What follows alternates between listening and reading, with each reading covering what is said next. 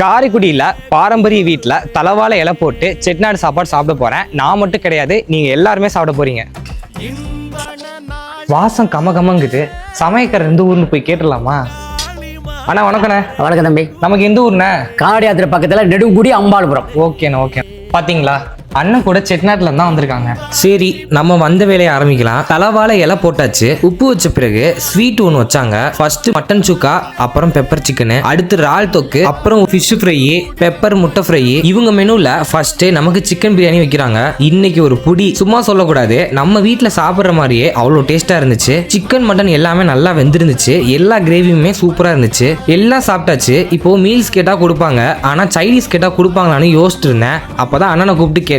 அப்போ அண்ணன் சொன்னாரு, தம்பி இங்க மீல்ஸ் மட்டும் கிடையாது, சைனீஸுமே அன்லிமிட்டட்னு. ஆகா, காரைக்குள்ள இப்படி ஒரு இடமானு வியந்துட்டேன். அப்புறம் என்ன, அடுத்த ஒரு ரவுண்டு ஃபுல் கட்டு கட்டியாச்சு. இதெல்லாம் எல்லாமே வெறும் 399 கொடுக்குறாங்க. என்ன ப்ரோ வெஜ்ஜா?